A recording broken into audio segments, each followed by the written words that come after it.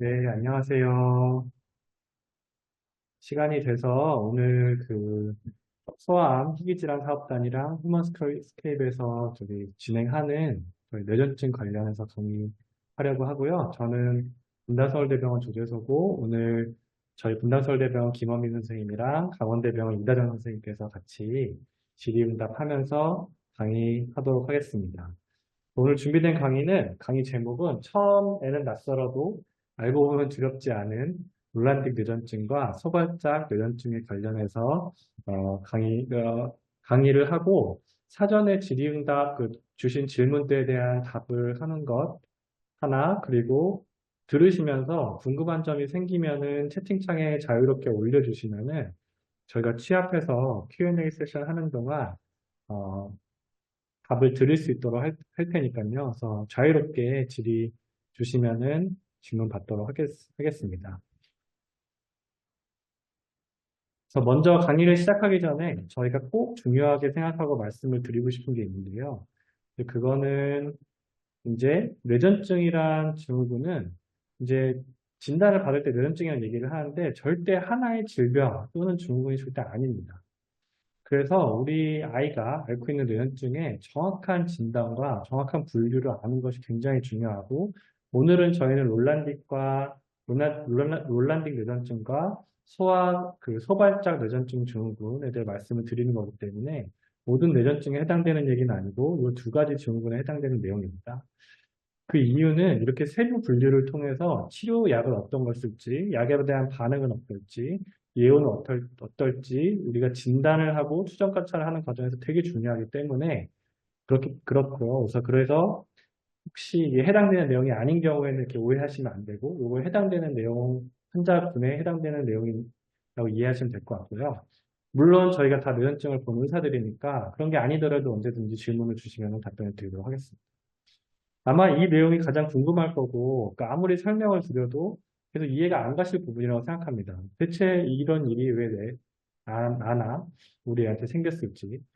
뇌전증은 사실 되게 많은 원인들에 의해서 생기는데요. 아주 대표적인 게 유전자에 뭔가 이상이 있어서 생기는 뇌전증이 있고, 뇌종양 같이 어떤 뇌 구조적인 문제, 그러니까 뭔가 구조적으로 뇌에 어떤 병변이 있거나, 아니면 어렸을 때 어떤 상처를 받았거나, 이제 그럴 때 생기는 것.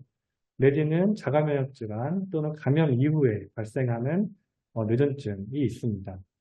하지만 이렇게 원인이 뚜렷하게 있는 경우는 한 20, 30%가 채 안 되고요. 다수의 뇌전증은 아직 뚜렷한 원인을 밝혀내지 못한 경우가 많습니다. 이거는 결국엔 뇌전증이라는 거는 비정상적인 정기적인 신호 전달로 인해 경련이 발생하지만 이게 왜 생기는지는 아직 정확하게 우리가 알지 못하는 경우가 굉장히 많습니다. 이거는 우리가 원인이 없는 게 아니라 그냥 단순하게 말했을 때 저희 현대 과학이 아직까지 이 병을 정확하게 이해하지 못하기 때문에 생기는 일입니다. 그래서 이제 양성 올란딕 증후군에 대해서 간단히 설명드리면은 이거는 소아뇌전증 중에서 비교적 또는 가장 흔한 뇌전증 증후군 중에 하나로 소환자 뇌전증에서 한 20에서 30% 정도를 차지하는 것으로 알려져 있습니다. 이 발병 나이가 사실 되게 중요한데요. 그래서 이게 일반적으로는 5세에서 9세 사이에 발병을 하지만 아주 어리게는 2세, 아주 많게는 12세에서 발병을 하는데 그 주 발병 나이가 지났을 때는 발병 나이가 지나거나 아니면 너무 일찍 발병했을 때는 꼭 진단을 재고를 해볼 필요성이 항상 있습니다.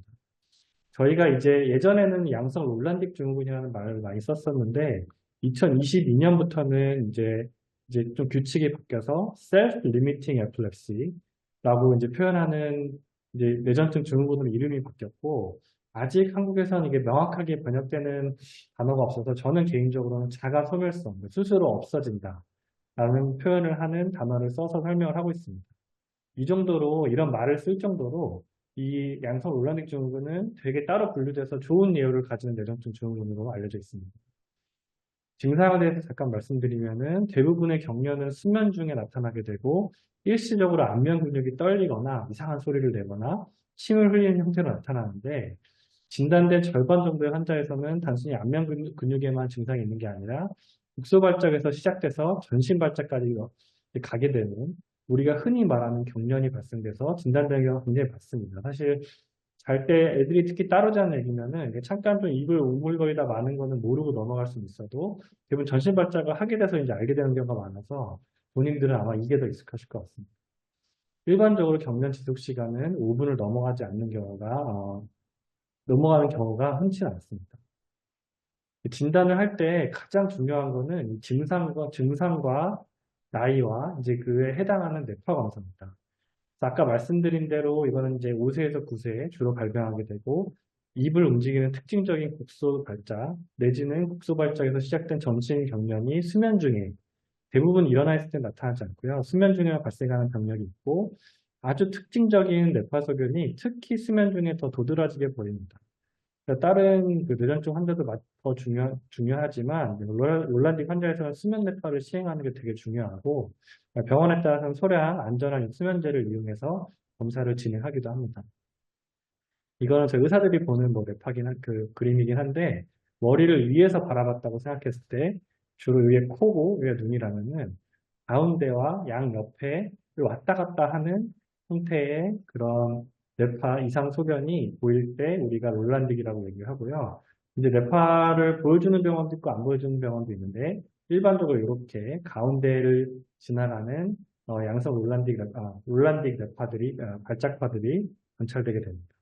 잠깐 비디오를 보여드리면 아까 말씀드린 대로 이렇게 입을 좀 움찔거린다든지 아마 자다 깼을 것 같은데 이런 형태의 경련을 하게 됩니다.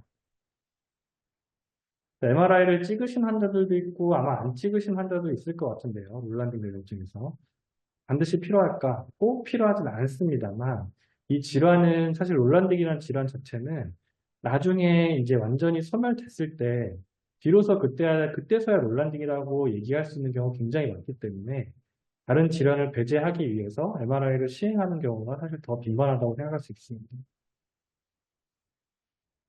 치료에 대해서 이제 말씀드리고자 하는데요.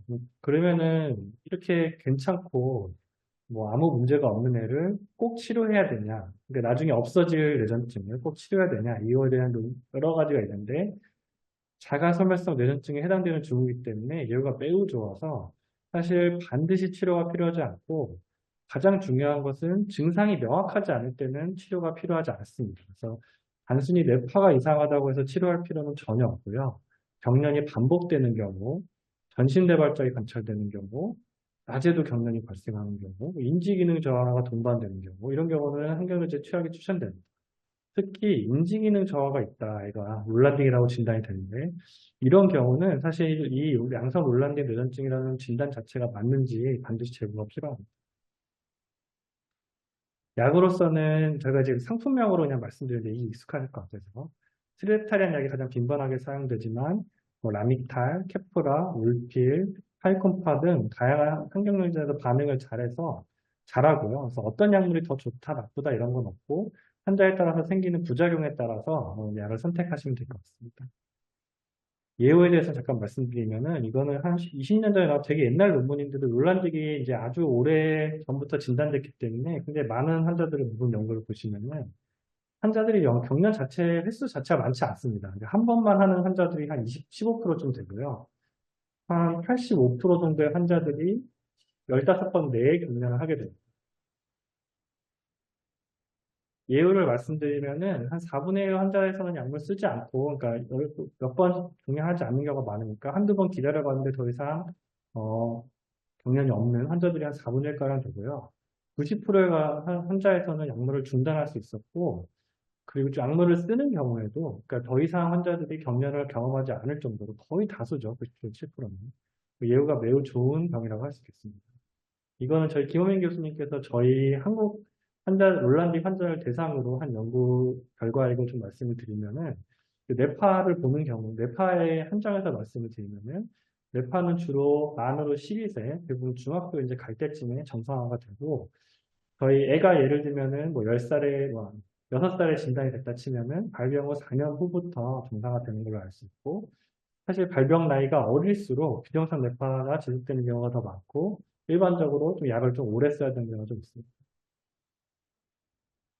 그렇다면 이게 과연 유전이 되는가? 약 한 25%의 롤란딩과 뇌전증 환자는 가족력이 있습니다. 그래서 엄마 아빠 중에 어렸을 때 좀 격려를 하다가 지금은 너무 잘 지내고 있는 이런 부모님들께서 이렇게 아기가 이제 이런 경우가 좀 있고요. 대신에 이게 어떤 특정 유전자가 유전돼서 이렇게 병을 일으키는지 알려져 있지 않기 때문에 유전자 검사를 필요로 하진 않습니다. 그래서 유전적 경향이 있을 뿐이죠. 그래서 연구 단계에서는 필요할 수 있겠지만 유전 검사는 필요하지 않고요. 가장 중요한 내용은 이겁니다. 이게 모든 롤란딩 뇌전증이 절대 그 유전되는 게 아니기 때문에 나중에 뭐 이거를 뭐 어떤 롤란딩에 대한 새로운 최신 지견이 밝혀지지 않는 이상 우리 아이들이 뭐 결혼할 때 이거를 반드시 뭐 알려줘야 된다든지 이거를 뭔가 뭐 스티그마처럼 가지고 있을 필요는 전혀 없습니다. 여기까지 일단 간단히 말씀드렸고 이제 저희가 받았던 질문들을 이제 하나씩 답변하는 시간을 가져보도록 하겠습니다. 그래서 치료 관련해서는 우리 이다정 선생님께서 해주시겠습니다. 네, 안녕하세요. 강원대학교 배우관 이다정입니다. 조재석 교수님께서 앞에 너무 다 설명을 잘 해주셔서 사실은 다 중복된 내용이긴 한데요. 롤란틱 치료제에 대해서 저희 이제 치료를 해야 되는 그 의견을 되게 궁금해 하시는 분들이 계셨습니다. 롤란틱 뇌전증이라고 하는 게 자가소멸성 뇌전증이죠. 그러니까 대부분 중학생 이후에는 이제 그 이후에는 발작이 소실이 되고 발작의 형태도 수면 시에 국소 발작의 형태로 주로 나타나게 됩니다. 그래서 이제 크게 위험하진 않고 어쨌든 끝날 거니까 치료를 굳이 해야 되냐 생각을 하는데 제가 이제 예전에 의사님에게 이 롤란틱 뇌전증에 대해 배울 때는 일단 끝날 때까지 끝난 게 아니라고 얘기를 좀 듣긴 했습니다. 그러니까 결국엔 중학교 이후에 끝이 나야지 이게 양성 롤란틱 뇌전증이구나 이제 진단을 하는 거지 발병 연령이라든지 뇌파의 형태라든지 그에 따라 나오는 발작의 형태가 동일하고 그게 고등학교, 대학생, 뭐 성인까지 지속되는 경우도 있기는 해서요. 사실은 이제 교수님들마다 이제 의견은 다르시긴 하겠지만은 저는 주로 치료를 하는 편이기는 합니다.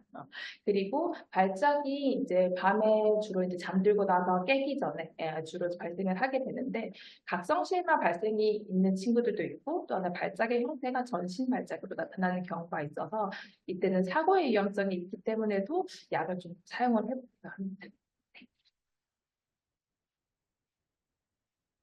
약을 복용 중인데 해외에 나갈 경우 약 복용 시간 조정은 어떻게 해야 할지 궁금합니다. 이게 여행이냐 아니면은 이민이냐에 따라서 조금 다를 것 같기는 한데요.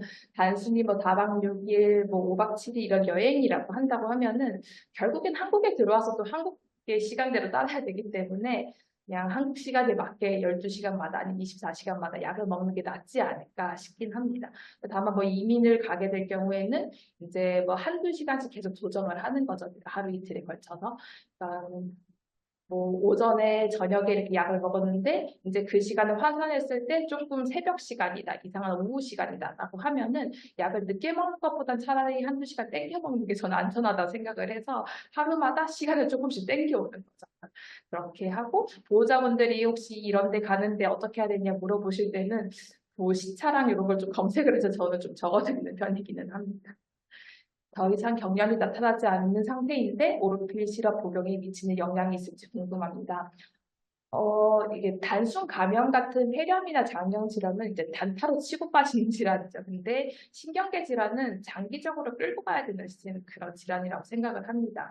그래서 이제 기저 질환마다 다르긴 하겠지만 통상적으로 뇌전증은 마지막 발작일부터 한 2, 3년 정도 약물을 유지를 하게 되죠.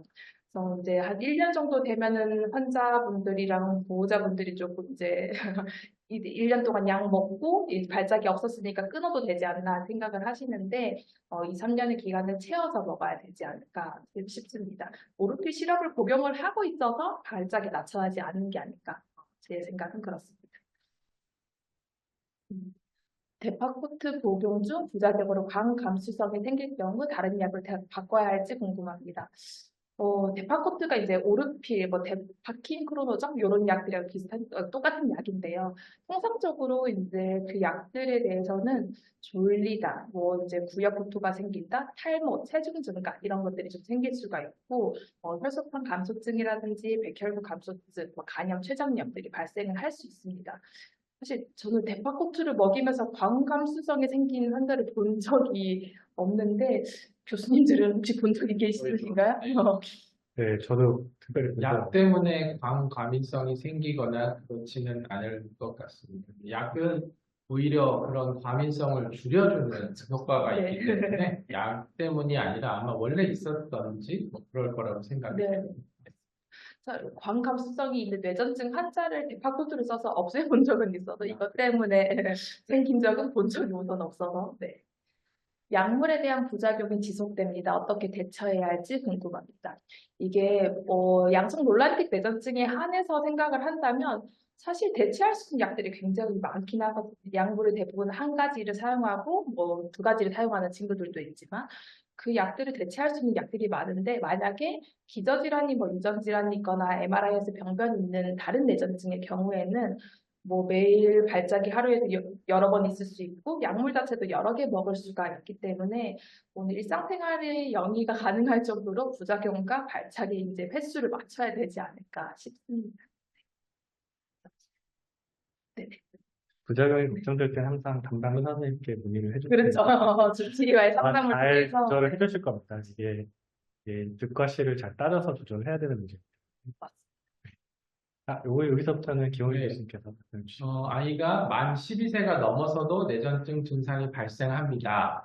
네, 그러면 이제 랑성 올랜드 뇌전증이 맞을지 궁금하다고 질문을 주셨는데요.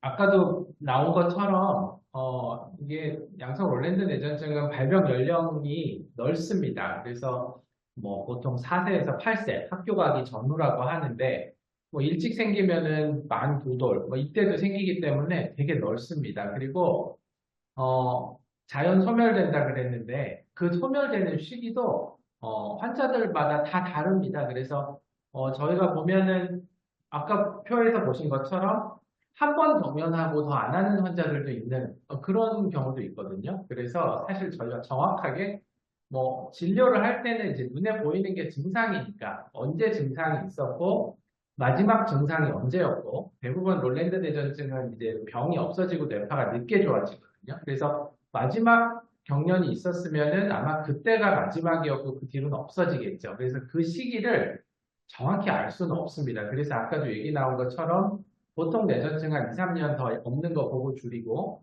그리고 저희가 아는 거는 양성 올랜드 뇌전증은 이제 뇌파가 완전히 좋아지면 그때는 이제 병은 없어졌다고 저희가 볼 수 있거든요. 왜냐면은 그 전에 증상이 먼저 없어지기 때문에. 그래서 이런 경우는 꼭 만 12세, 그러니까 저희가 아까 전에 서울대병원 자료로 논문을 쓴 것도 만 12세는 평균적으로 뇌파가 깨끗해지는 나이를 얘기하는 거지 병이 없어지는 나이를 얘기하는 건 아니거든요. 좀 이해가 힘드신데 뭐 뇌파가 있는데도 병변이 있냐 뭐 그런 얘기거든요. 그래서 양성 올랜드 뇌전증이 거기에 대해서 밝혀진 게 많지 않아서 꼭 몇 세로 이렇게 정하기보다는 가령 여기서 말씀해 주신 아이가 12살이 있었고 뭐 13살에도 있고 이러면 혹시나 다른 뇌전증은 아닐까 이런 걸 걱정을 해야 되지만 만 12세가 있고 또 그 뒤로 없으면 그러니까 늦게 없어지는 걸 수도 충분히 가능해서 아까 얘기 나온 것처럼 확실하게 알려면 경과를 보는 수밖에 없습니다. 그래서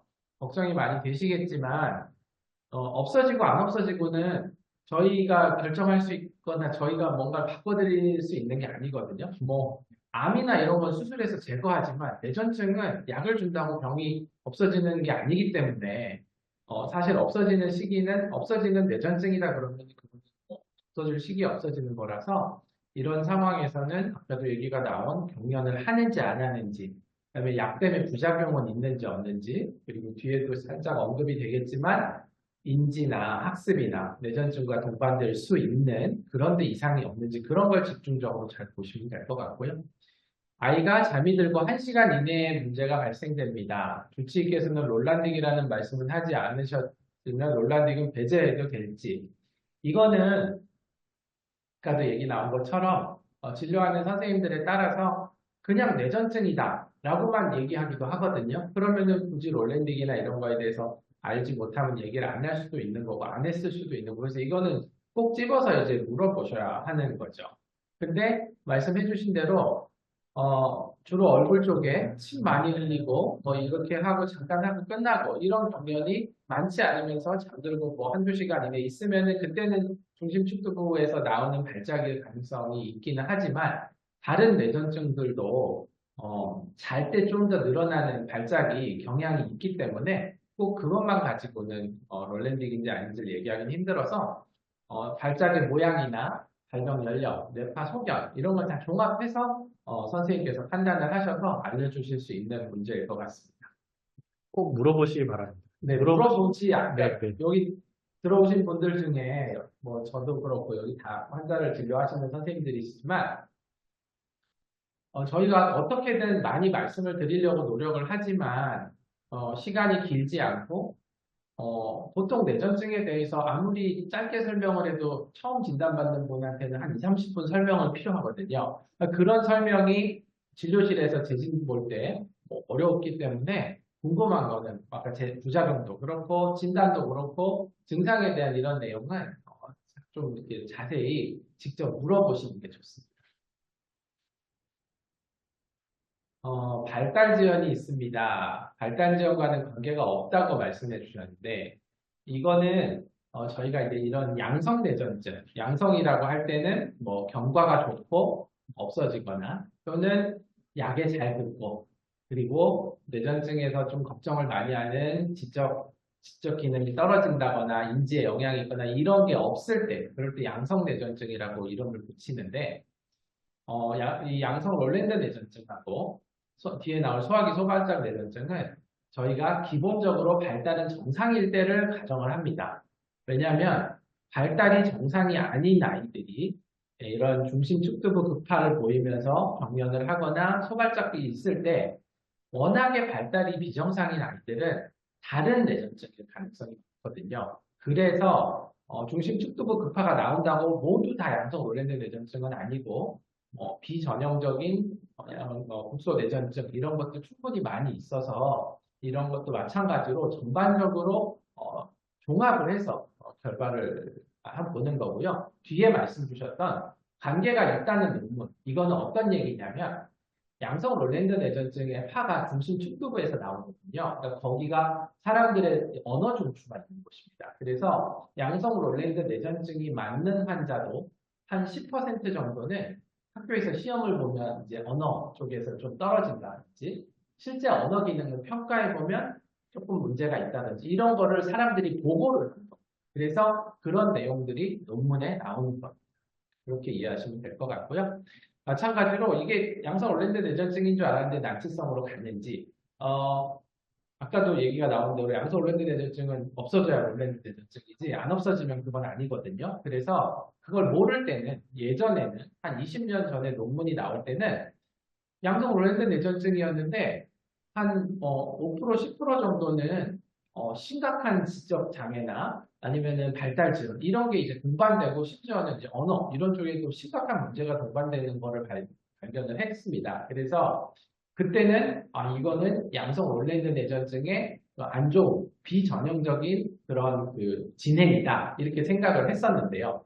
이게 병이 뭐 워낙에 이질적이고 여러 개가 섞여 있을 수 있어서 만약에 저희가 생각하기로는 저희가 생각하는 자가선멸성 이런 뇌전증이 맞다 그러면은 난치성으로 절대 가지는 않겠죠. 근데 마찬가지로 거기에서 파가 나오면서 일부 환자는 처음부터 그게 아니었는데 그렇게 보였다 그러면서 뭐 비전형적인 국소 뇌전증처럼 바뀌고 하는데 저희가 생각하기로는 지나서 보면 그런 처음부터 시작이 같았지만 그런 쪽으로 가는 게 아닌가 싶어서 이 양성 롤랜드 뇌전증이 난치성으로 가지는 않고요. 그다음에 그런 경우는 있습니다. 아까도 발작의 횟수가 15회라고 했거든요. 그래서 양성 롤랜드 뇌전증도 약을 첫 번째 약을 썼는데도 계속하고 두 번째 약을 계속하면 사실은 저희가 항문적으로 정의를 내릴 때 두 가지 약으로 조절이 안 되는 그건 약물 난치성 뇌전증이거든요. 근데 마찬가지로 양성 롤랜드 뇌전증이 맞다 그러면 그런 환자들도 종국에는 경련이 없어지고 안 하게 된다. 이렇게 알려져 있기는 합니다. 그래서 지금 말씀해 주신 그런 내용들은 아주 소수에 해당되는 그런 내용이라서 이런 것도 사실은 환자의 상황에 맞춰서 질문을 해보시면 좋을 것 같습니다. 아이가 커가며 이제 질환으로 인해 할 수 없는 일들, 파자마 파티 이런 것들에 대해서 어떻게 이야기해주면 좋을지 이것도 되게 큰 부분이고요. 저희가 아이들을 이제 뇌전증 환자들을 치료를 할 때 저희가 가장 원하는 거는 이런 오늘 말씀드리는 어느 시기에만 있는 뇌전증 같으면 아이들이 이 시기를 잘 넘어가서 병이 없다고 그러니까 없을 그런 상황에서 애가 컸을 때와 병이 있지만 똑같은 그런 결과를 원하는 거거든요. 그런 걸 이제 저희가 잘 커나간다고 얘기를 하는데, 그래서 이런 뇌전증은 사실은 어느 시기에만 있기 때문에 이것 때문에 다른 데 이제 손해를 보면 안 되는 거죠. 그래서 그러기 위해서는 조심해야 되는 것들이 밤을 새는 거죠. 왜냐하면은 밤을 새면 이 양성 or랜드 뇌전증 아이들은 많은 경우 다음날 하거든요. 그래서 밤을 못 새게 하니까 이런 거를 이제 피하도록 노력을 하는데, 이럴 때는 제 생각에는 그냥 또 밤을 새는 게 좋지 않거든요. 저희들 이제 일해서 밤 새보고 이러면 다음날 계속 머리 아프고 힘들고 그렇습니다. 그래서 이 파자마 파티가 사회적으로는 좋지만 사회성을 키우고 이러는 데는 좋고 그렇지만 밤을 새는 거는 별로 좋지는 않다. 그렇기 때문에 안 하는 게 좋고, 물론 이것 때문에 이제 친구들 사이에서 소외되고 이런 것들은 그것도 이제 저희가 바라는 결과는 아니죠. 그래서 그렇더라도 저희가 생각하기에는 밤은 안 새는 게 좋고 정 안 되면 조금 늦게 자고 그 다음에 뭐 좀 집에 온다던가 아니면은 꼭 밤을 새는 파티가 아닌 다른 걸로도 이제 아이들이 소외되지 않고 사회성을 키울 수 있는 그런 거는 이제 충분히 많지 않을까 생각을 합니다. 예후가 좋아서 15세 완치도 맞습니다. 그래서 옛날에는 저희가 이런 데이터가 없고 모르고 할 때는요, 뭐라 그랬냐면 어른 되면 없어진다 그랬어요. 어른 되면. 근데 뭐 초등학교 때 발병을 해서 어른 때까지 없어지려면 10몇 년이거든요. 그러니까 그거를 기다리는 게 힘들어서 이제 저희들이 연구를 해서 더 정확하게, 정밀하게 그런 걸 알려내는 거지. 그렇습니다. 그래서 늦게도 없어지는 경우가 있는데, 아까 말씀드린 것처럼 평균적으로 만 12세의 뇌파가 정상이 되면 평균적으로 그것보다, 그러니까 평균이라는 것은 반의 50%의 환자가 그때 없어진다면 50%의 환자는 그 이전의 병은 없어지거든요. 물론 늦게 없어지는 경우도 있지만. 그래서 완치율은 뭐 저희가 정의상 양성 organed 뇌전증은 없어져야 그렇게 얘기를 하기 때문에 완치율은 100%라고 생각하시면 될 것 같고, 뭐 계속 얘기가 나오지만 완치라는 거는 뇌전증에서는 수술이나 이런 걸로 완치는 할 수 있고 약으로 완치되는 건 아니고 저절로 좋아지는, 없어지는 나이, 소멸되는 나이라고 생각하시면 될 것 같습니다. 그리고 양성 organed 뇌전증이 평생 지속되는 경우는 없다고 보시면 됩니다. 그러면 그런 경우는 다른 뇌전증이고요. 최근에 이제 저희 병원에서 양성 organed 뇌전증으로 치료가 끝난 친구가 어른이 돼서 대학생이 됐는데 다른 뇌전증이 생긴 경우가 있었습니다. 그거는 뭐냐면 어릴 때 A라는 뇌전증이 있었고 그거와 아무 상관없이 성인이 되어서 B라는 뇌전증이 생길 수도 있는 거거든요. 그래서 그런 거는 매우 드물지만 생길 수도 있다는 거를 아시면 좋겠습니다. 완치는 말씀드렸고, 네. 그리고 치료 기간은 말씀드린 것처럼 이게 되게 중요한 개념인데 약을 써서 없애는 게 아니잖아요. 그렇기 때문에 어떻게 생각하셔야 되냐면 병이 있는 동안 약을 써서 증상을 막는 겁니다. 그게 치료입니다.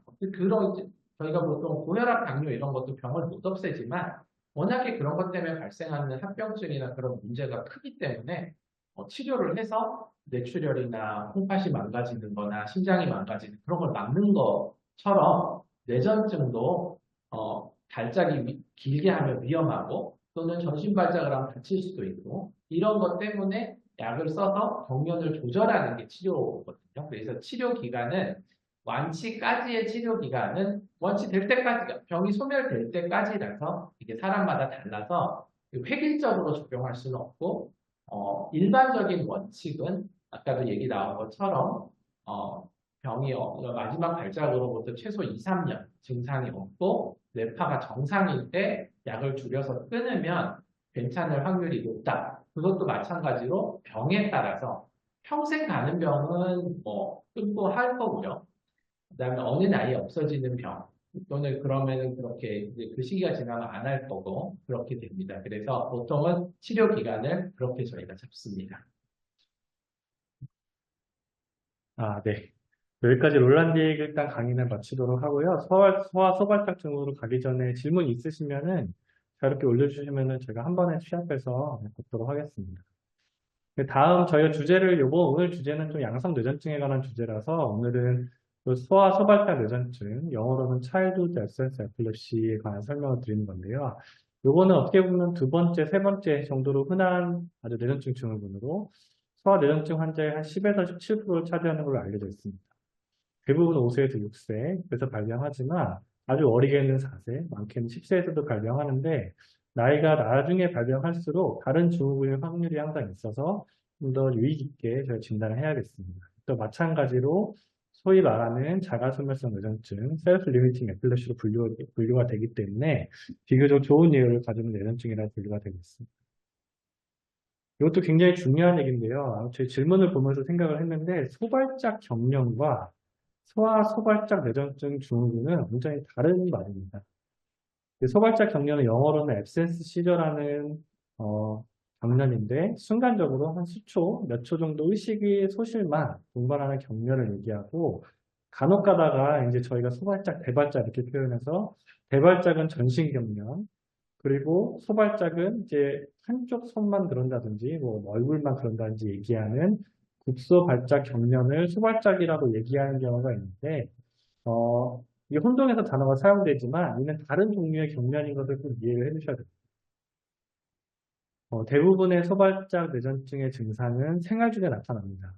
순간적으로 몇 초간 잠깐 멍해지고 반응을 하지 않다가 의식이 다시 탁 돌아오는 소발작 앱센스 시저가 특징적이고 애기가 잠깐 멍해져 있을 때 손을 들어보려고 한다든지 그러니까 뭔가 지시를 하는 거죠. 뭐 갑자기 멍했을 때 손 들어봐, 이름 말해봐, 뭐 비행기라는 단어 기억해봐 이렇게 했을 때 그거를 수행하지 못하고 단어를 말했던 단어를 기억하지 못하는 게 특징적입니다. 이게 전신 대발작이 우리가 말하는 대발작인 거죠. 이런 게 나타나는 경우도 있긴 한데요. 이런 경우는 이제 이런 예후가 좋은 소아 소발작 뇌전증이 맞는지 한 번 더 재고려가 굉장히 필요합니다. 비디오를 보여드리면은 이렇게 막 말하기 시작하죠. 그래서 일상생활을 하는 겁니다. 막 말하면서 대화가 가능하다가 순간적으로 이렇게 멍해지고 딴 데를 보고 입을 오물거리기도 하고 그러니까 소위 말하는 멍 때리게 되는 거죠. 순간적으로. 그러다 몇 초 안에 갑자기 돌아와서 내가 왜 이랬지? 대답하는.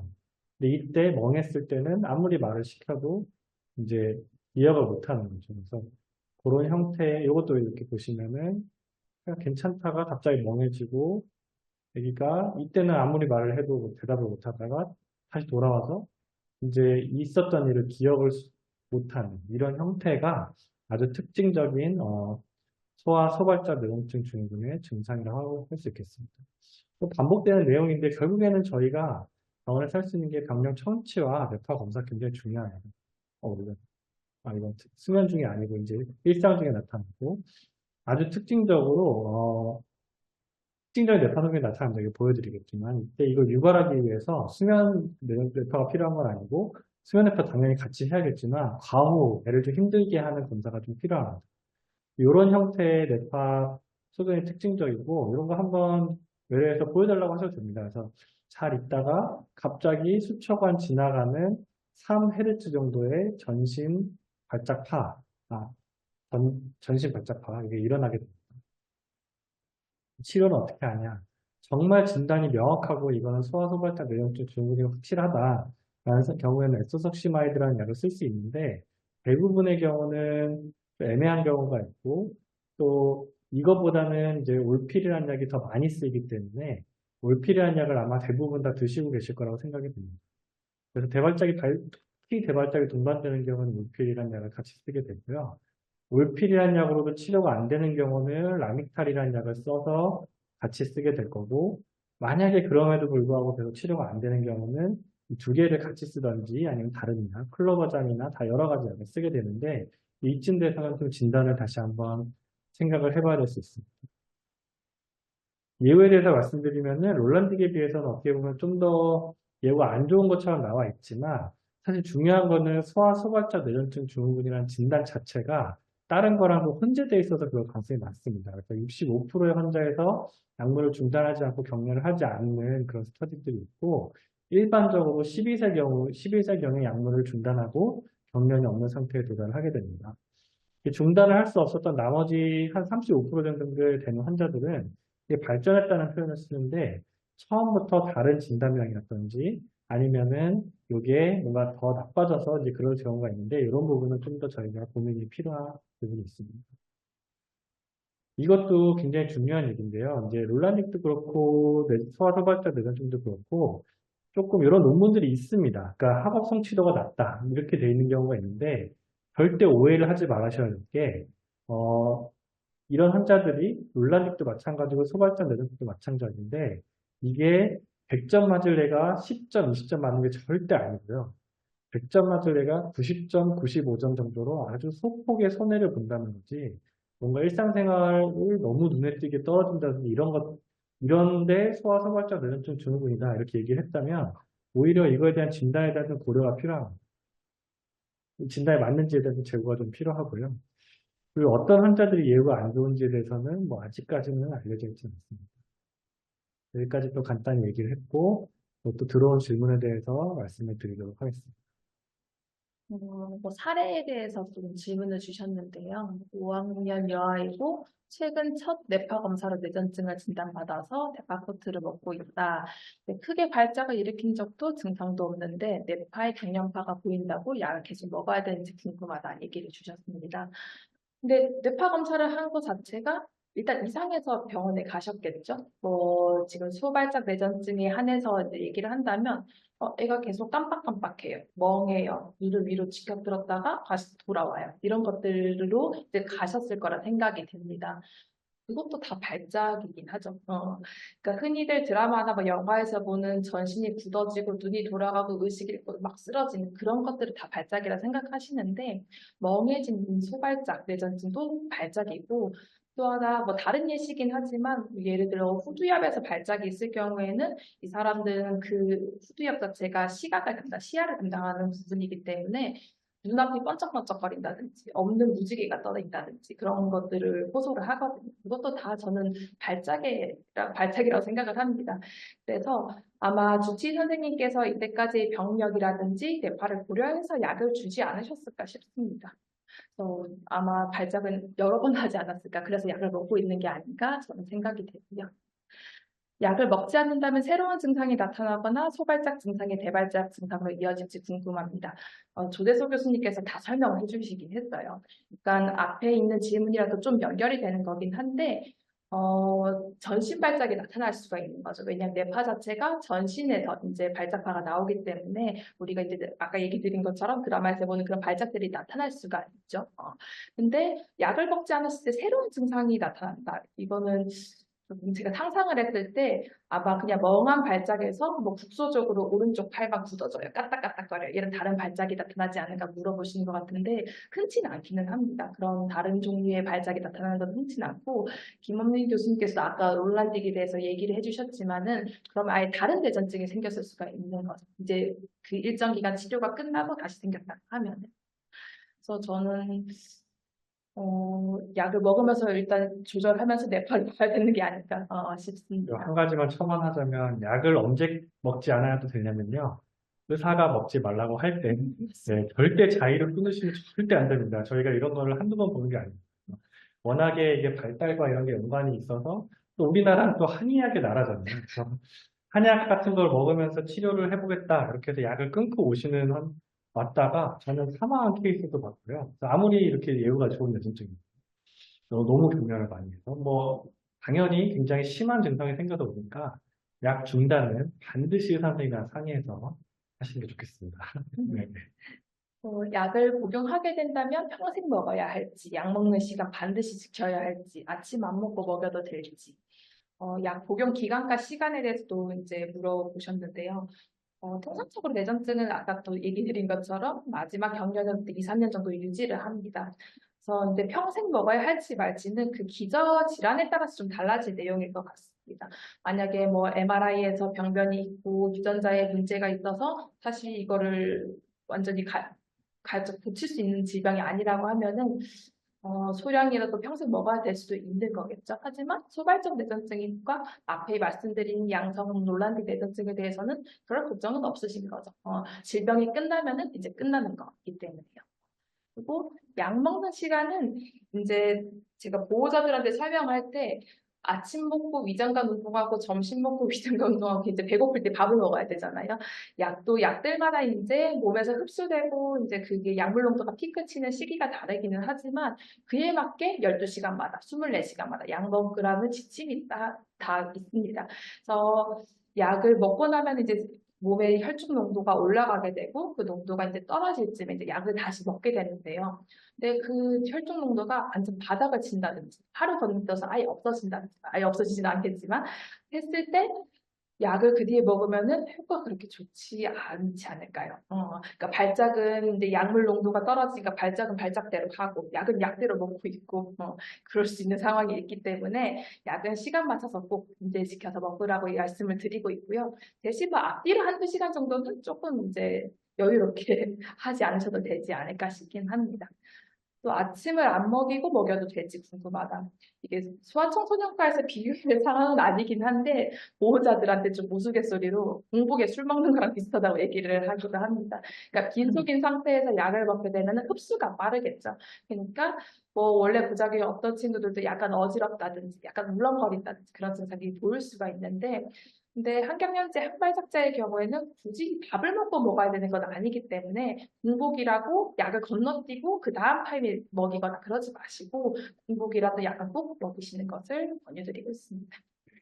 다른 약도 약국이나 예전에 식후 밥을 3번 먹으니까 식후 3번 이랬지. 뭐 그러면은 아침을 9시에 먹고 점심을 12시에 먹고 저녁을 8시에 먹으면은 그렇게 3번이 아니거든요. 그러니까 식후 3번이라는 거는 매일 같은 시간, 그러니까 특정 정해진 인터벌로 가고 그리고 시간이 별로 중요하지 않아서 그냥 식후에 3번 먹어도 되는 그런 약들이고요. 이런 뭐 약이나 아니면 시간이 되게 중요한 약들은 저희가 처방 자체를 매일 8시간마다, 매일 12시간마다 이렇게 처방을 하기 때문에 그리고 또 아까 말씀해 주신 대로 환경연제 중에 이제 또 식후에 먹는 거는 이제 흔히들 일반적으로 이제 속 버리는 약들, 소염제 같은 그런 약들에서 이제 많이 얘기를 하는 거라서 식사는 크게 중요하지는 않을 텐데 가끔 그 의미가 있는 경우는 약이 쓰거나 아니면 약 때문에 소화기 문제가 있는 경우, 그럴 경우에는 빈속에 먹으면 아까 말씀하신 대로 부작용이 좀 더 나타납니다.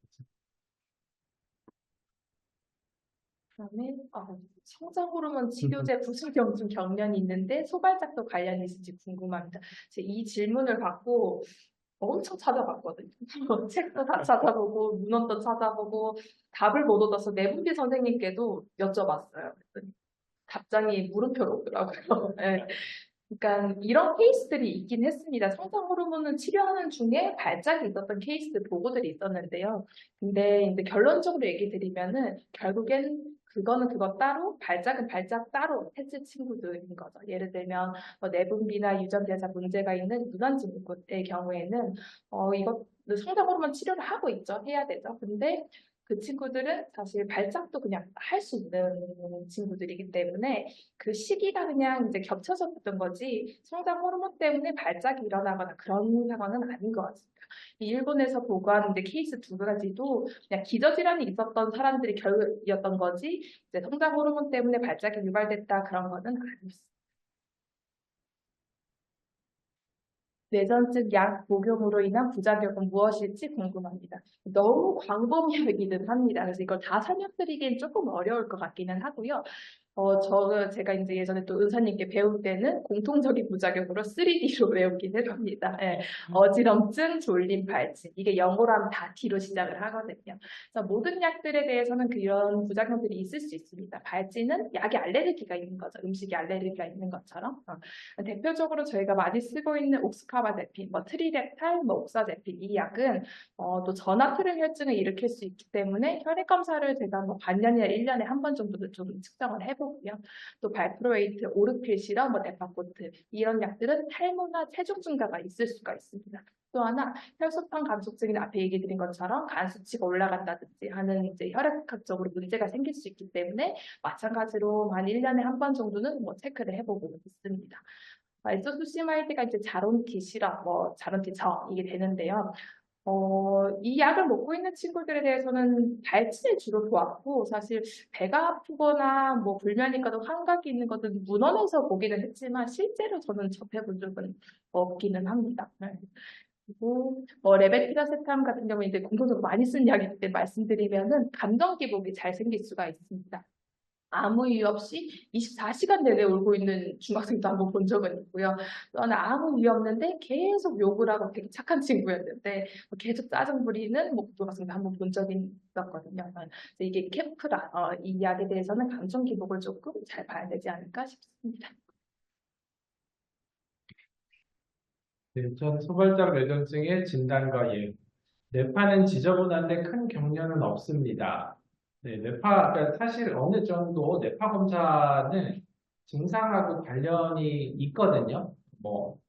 뇌파가 이상이 있으면 경련이 나타날 수도 있고, 뇌파가 좋아지면, 경련도 안 하겠구나, 저희가 추측을 하는 거지만, 실시간으로 질문 올라온 부분에서도, 뇌파가 가령 저희가 30분, 40분 검사를 하잖아요. 근데 발작파가 안 보일 수도 있고, 이런 거기 때문에, 뇌파가 꼭 안 보인다 그래서 그게 완전히 정상인 건 아니고, 심지어는요, 어떤 뇌전증은 3, 4일을 검사하면 뇌파가 한두 개 보이는 경우가 있습니다. 그런 경우는 저희가 그렇게 하지 않으면 모르는 거고, 그래서 지저분한데 큰 경련은 없습니다.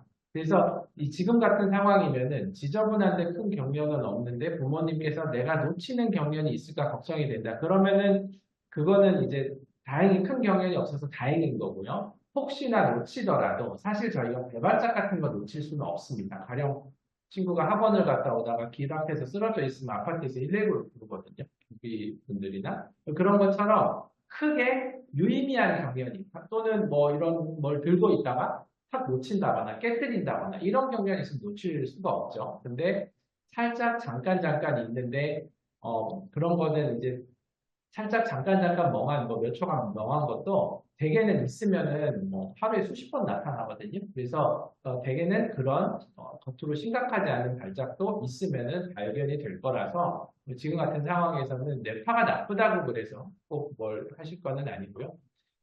마찬가지. 뇌파가 많이 안 좋아도 증상이 없으면 약을 줄여도 되지. 이거는 질병의 상황에 따라 다르거든요.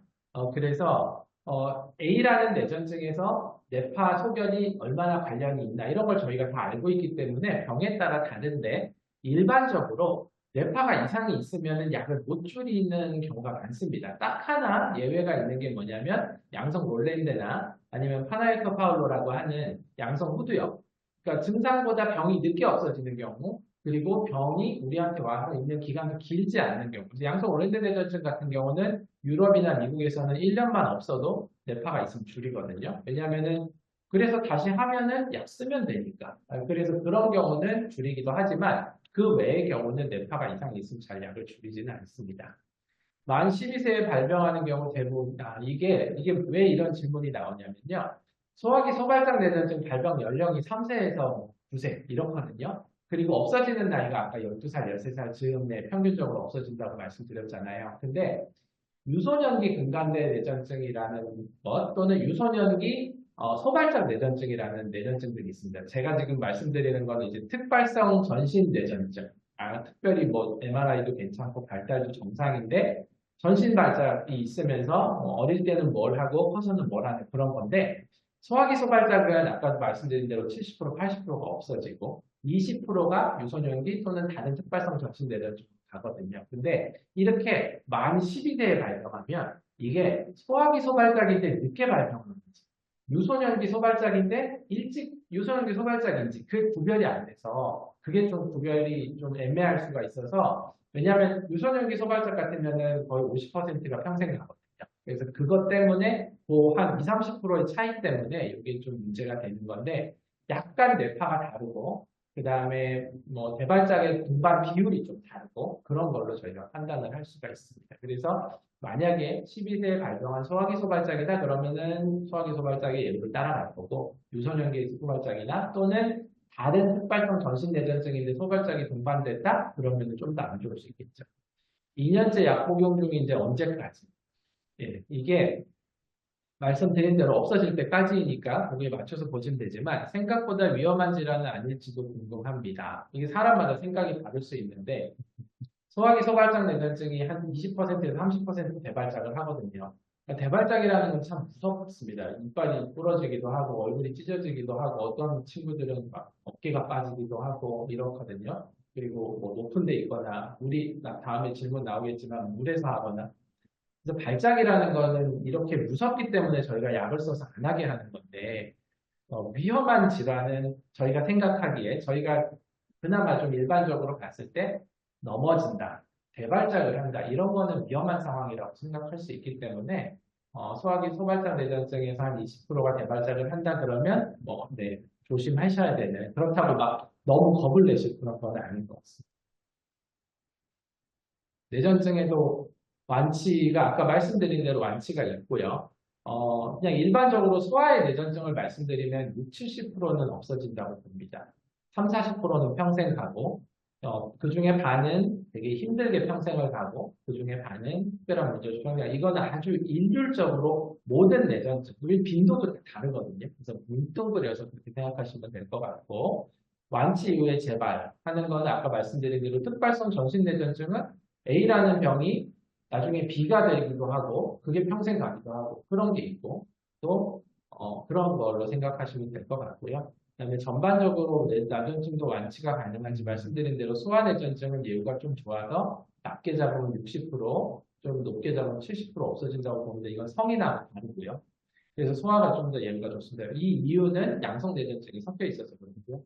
후두엽 뇌전증은 성장기에만 나타나는 건지 그런 후두엽의 종류가 많습니다. 그래서 최근에 또 종류를 더 많이 나눴어요. 그래서 후두엽, 양성 후두엽 중에는 아기 때, 유치원 때 나타나는 거, 유치원 전후로 나타나는 거, 청소년기에 나타나는 그게 있는데 좀 더 어린 나이는 90% 없어지고 청소년기에는 한 60% 없어진다고 보시면 되고 또 어떤 경우가 있냐면요. 아까도 MRI 얘기가 나왔지만 저희가 양성뇌전증이라고 생각하는데 사실은 그게 아니고 눈에 안 보이는데 뇌에 세포 수준에서 어떤 기형이 있는 경우가 많습니다. 그런 경우도 이런 일이 생길 수 있어서 결국 예후라는 거는 지켜봐야 되는 거고 완치되고 성인이 되어서 재발할 확률도 병마다 다릅니다. 그래서 계속 나오는 얘기가 이런 궁금증을 그러니까 지금 치료하시는 교수님이나 선생님들은 뭐 자녀분이 무슨 뇌전증인지 알 거거든요. 그럴 때 이 확률은 얼마나 되냐 이런 걸 물어보면 아주 정확한 답을 얻으실 수 있겠습니다.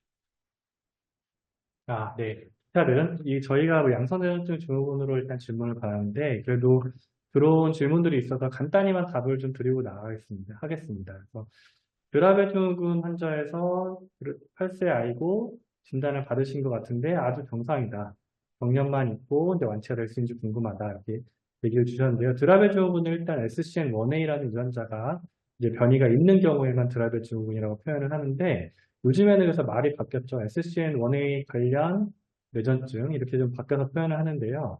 그거는 굉장히 스펙트럼이 넓습니다. 그래서 아주 나쁘게는 드라베 증후군, 경련을 많이 하고 발달도 지연이 있고 이제 그런 친구들이 한 끝단에 있다면 한 끝단에는 너무 괜찮고 열날 때만 좀 경련을 하다가 나이가 들면서 경련 횟수가 주는 이런 환자들이 있습니다.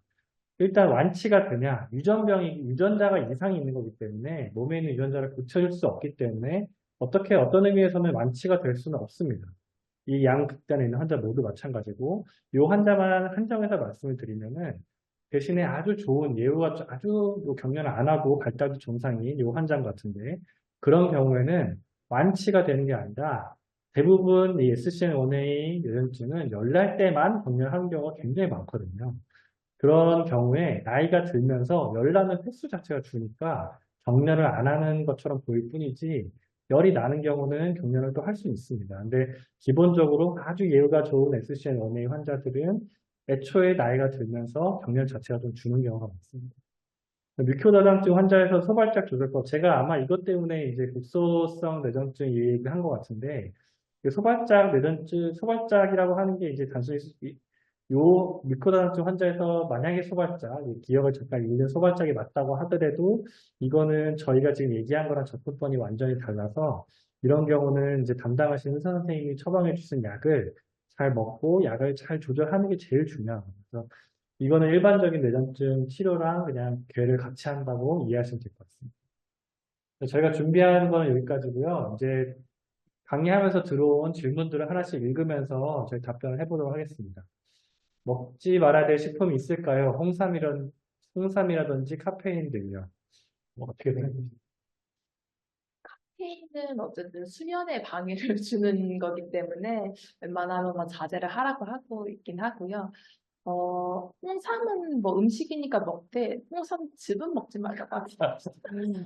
그런 뭐 스테로이드라든지 뭐가 들어갔을지 모르기 때문에 그렇게 얘기도 하고요. 또 하나 말씀드리는 게 자몽. 이게 뭐 아, 효소랑 이제 간 효소를 어떻게 바꾸고 하는 거에 있어서 그냥 최대한 이제 위험해야 될 음식은 그걸 피하라고 말씀드립니다. 네. 홍삼은 어떤 연구에서는 그 중추신경계 자극제라서 여기 많이 또 ADHD 약 중에 이제 중추신경계 자극제 이런 것도 있는데 그래서 약간의 위험이 있다 이렇게는 되어 있고 뭐 절대 못 먹을 음식은 없죠. 네. 근데 뭐 굳이 뭐 저런 얘기가 나오는데 근데 자몽 이런 거는 좀 조심하시는 게 맞지 않을까 싶습니다. 그럼 한 가지 가계에 부담이 되는 정도의 가격을 가진 건강 보조제는 절대 추천하지 않습니다. 왜냐하면 득도 실도 없기 때문이죠. 도움도 안 되고 해도 안 돼서 뭐 먹어도 되는데 그런 제품들은 네. 되게 이제 건강기능식품이나 네. 이런 거라서 연구를 하지도 않아서 효과가 입증도 잘 안 되죠. 하지를 않기 때문에. 차라리 적금을 넣어주시면 아이에게 적금을 넣으시는 게 더 좋습니다. 두 번째, 뇌파가 깨끗하다는데도 증상이 있어요. 왜 그럴까요? 이거는, 아까 말씀드렸듯이 그 특발성 전신내전증 중에 그 유선형이 근간대 내전증이라는 게 있습니다. 그래서 소발장 내전증은 뇌파가 저렇게 많이 나오지만 그런 특발성 전신내전증 중에 뇌파가 깨끗한 그러니까 30분 찍어도 안 나오는 경우가 있어요. 아까 말씀드린 것처럼 그런 아이들 한 3, 4일 검사하거나 일주일 잠을 안 자고 검사하면 나오거든요. 그러니까 많지 않으니까 발견이 안 되는 그런 거일 거고요. 그런 친구들이 제 외래에도 6년, 7년이 뇌파가 정상이지만 한 번씩 밤을 새면 쓰러지는 친구들이 있습니다. 그래서 아마 그럴 가능성이 있고 또 하나는 국소내전증은 약으로 파가 사라지지 않습니다. 거의 대부분. 그래서 약을 쓴다고 국소내전증이 파가 사라지지 않고요. 그러니까 국소내전증에서는 뇌파 이상이 있는지가 큰 도움이 되고 흑발성 전신내전증은 특히나 소발작 같은 경우는 약을 쓰면은 파가 없어지기도 합니다. 다른 흑발성 전신내전증도 그렇고 그래서 그런 경우에 뇌파는 깨끗해졌는데 약이 뭐 부족하다거나 이러면은 뇌파가 안 나와도 병명을 할 수가 있겠죠. 그래서 이런 것도 환자 상황에 따라서 다르니까 선생님께 질문을 하면 잘 설명을 해주실 수 있을 것 같습니다. 네, 다음 질문은 태권도와 축구 같은 운동을 시켜도 괜찮을까요? 그중에 수영을 해도 되는지 궁금합니다. 생존 수영 수업이 있는데 수영을 안 하는 게 좋은지 해도 상관없을지. 어떻게 생각하십니까? 과호흡으로 유발되는 이제 소발작 뇌전증은 운동하고 춤추고 하면은 그 발작이 유발이 될 수 있으니까 근데 뭐 아이들마다 다르겠지만 그때마다 상담을 좀 다르게 하고 있긴 하고요. 근데 통상적으로 지면에 발을 붙이고 하는 운동들은 뭐 크게 뭐 상관이 없지 않을까요? 그러니까 수영 같은 경우에는 그 운동을 하다가 발작이 발생했을 경우 위험할 수 있는 그런 운동들을 조금 자제하거나 주의 깊게 보라고 얘기를 드리는 거지 수영을 한다고 해서 뭐 발작이 유발되거나 뇌전증이 나빠지거나 그런 건 아니고 만약에 수영을 하고 있는 중에 발작이 생기면 위험할 수 있으니까 옆에 이제 책임자들을 꼭 데리고 하라 얘기를 드리고 있습니다. 생각하시죠? 운동은 이제 두 가지를 고려하는데 운동의 위험도, 운동의 위험도를 셋으로 나눕니다. 하나는 그러니까 1번은 본인한테만 그러니까 사고가 나면 본인한테만 위험할 수 있는 그러니까 별로 위험이 없는 게 1번. 본인이 위험할 수 있는 게 2번. 뭐 스케이트나 뭐 이런 거. 남까지 다칠 수 있는 게 3번입니다. 그래서 증상에 따라서 요 1, 2, 3을 나누고 그다음에 또 하나는 환자의 상태에 따라서 약을 안 쓰는 환자, 약을 쓰는데 조절이 잘 되는 환자, 약을 쓰는데 조절이 안 되는 환자에 따라서도 위험을 나눠서 오늘 제가 말씀드리는 경우에는 태권도, 축구 이런 거 전혀 문제 없고 수영은 근데 말씀드린 대로 사고가 나면 크게 나니까 어머니가 보시던 선생님이 보시던 뭐 이런 거 잘 보셔야 될 것 같고요. 그래서 결국은 두 가지인데 하나는 아이가 안전해야 되는 것과 사고가 발생하면 안 되는 그것과 또 하나는 또 너무 이것 때문에 뇌전증 때문에 아이들이 뭘 못한다거나 소외가 된다거나 이러면 또 안 되는 거라서 그거에 이제 균형을 잘 이루시면 되지 않을까 싶습니다. 생존 수영을 어떻게 하는 게 좋을까요? 생존수영 하시려면 어머니가 보고 있던 아니면 선생님한테 말씀을 드려서 이런 경우 이 아이가 이런 게 있으니까 이렇다고 얘기를 하고 생존수영을 못하게 할 이유가 저도 없지 않을까 똑같이 생각합니다. 네. 약을 잘 먹고 조절이 되고 있는 상황이라면 그런 거에 대해서 걱정하지 마시고 대신에 꼭 그 책임자는 내 질병에 대해서 알고 있어야 되고 그런 일이 생겼을 때 빨리 구조를 해줘야 된다는 걸 알고 계신다면 괜찮을 것 같습니다. 배경련 시작 시 아이가 안 하려고 하는데 안 가능했을 때 견뎌낼 수 있나요? 제가 답변 드리겠습니다. 그래서 이게 경련이 시작되면은 사람이 참는다고 참아지는 건 절대 아니고요. 그냥 하는 거고요. 그래서 저는 꼭 이렇게 설명을 드리는데 제 애가 제가 소아신경과 의사임에도 불구하고 제 애가 집에서 경련을 하면은 저도 해줄 수 있는 게 많이 없습니다. 그래서 단순하게 불토물이 넘어가지 않도록 옆으로 돌려주는 것 외에는 더 할 수 있는 건 없고 뭐 주물러 주거나 만져주거나 이런다고 해서 뭔가 돌아오는 게 아니라 그냥 멈출 때가 돼서 멈추는 거거든요. 그래서 오히려 막 입에 손 넣고 하다가 오히려 어머니 보호자분 손가락에 문제가 되는 경우가 있기 때문에 옆으로 돌려 놓으시고 뭔가 길어지는 것 같으면 빨리 응급실을 통해서 오시는 게 맞을 것 같습니다. 저렇게 이제 안간힘을 쓰는 경우를 가끔 보거든요. 아, 그래서 네. 저거는 저희가 이제 엄밀히 말하면 1차성 개발작이라고 하는 음, 처음부터 개발작을 하는 경우는 저게 조재석 교수님 말씀하신 대로 불가능합니다. 근데 국소 발작의 2차성 전신화, 그러니까 국소 발작으로 시작을 했는데 느끼는 거죠. 본인이 불편함을 느끼고 아 이게 시작이 됐고 그래서 저희도 만약에 뭐 공황 발작이라든가 이런 경우는 되게 무섭고 두렵잖아요. 그래서 저런 경우는 어떤 경우냐면 느끼는 거예요. 환자가. 아, 내가 발작이 시작이 됐구나. 그래서 뭔가 뭐 불편함이 있는데, 국소 발작이고 의식이 떨어지니까 정확한 표현을 못하죠. 그러다가 힘든 시간이 있다가, 뭐 1분 이내? 뭐 이러면서 또 바로 전신화가 돼요. 그래서 그런 경우는 저렇게 보일 수가 있어서, 아, 참 안타까운 상황이기는 한데, 저거는 안 하려고 안 간 힘, 뭐, 물론 쓸 수는 있습니다. 내가 국소 발작인데 의식이 있고 그런 환자들도 가끔 보거든요. 그래서 안 하고 싶어 하고 노력은 하는데 뭐 전신화가 되는 거라서 견뎌낸다기보다는 그냥 그 현상이 그렇게 나타나는 거고 가끔 또 어떤 경우냐면 저러다가 전신화가 안 되는 경우. 그러면은 이제 부모님들이나 옆에서 보기에 막았다고 생각을 하는데 아, 사실은 그거는 그렇죠. 크게 진행을 하지 않고 끝난 그런 상황인 것 같습니다. 네, 최근 뇌파 검사에서 서파가 보인다는데 경련파는 다른 건가요? 이게 혹시 설명 해주실까요? 네. 파라고 하는 게 어쨌든 그 전극의 부위에 파가 느리다는 거죠.